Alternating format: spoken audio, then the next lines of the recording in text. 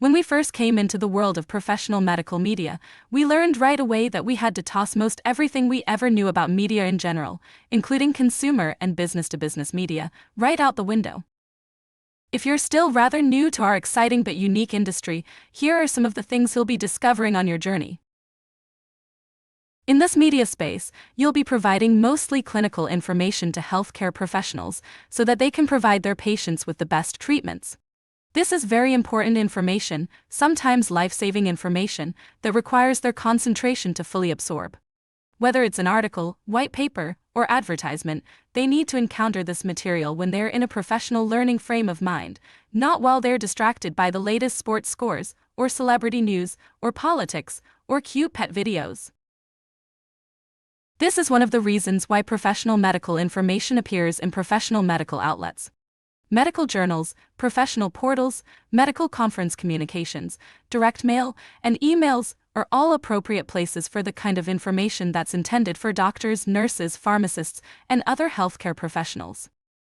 Broad programmatic exchanges that utilize consumer media outlets aren't much help in this space, especially when you also factor in the extremely targeted nature of the professional audience. Did you know that there are fewer than 9,000 endocrinologists practicing in the entire United States? Only about 34,000 cardiologists.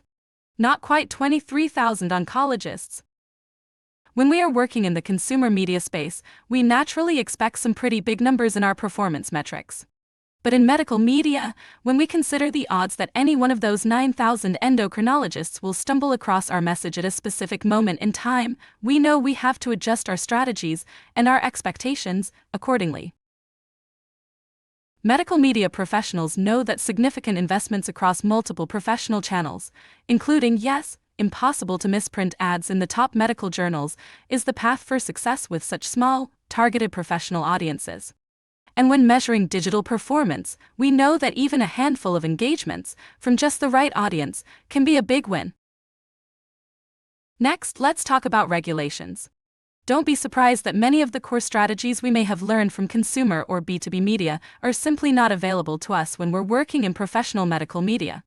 Odds are, there's an FDA regulation dictating what you can and can't do.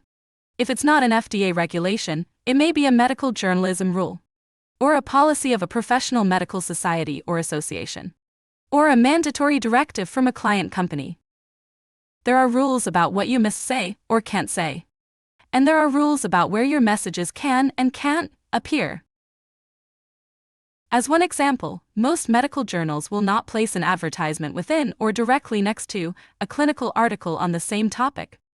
This may come as a shock to those of us who come from consumer media, where contextual advertising is a tried-and-true strategy. But when you think about it, it does make sense. After all, your doctor may be trusting that very journal article to decide on a life-saving course of treatment for you or your family member. She needs to be able to trust that advertising revenue didn't impact the article in any way. So to summarize, professional medical media does present a steep learning curve. But take heart.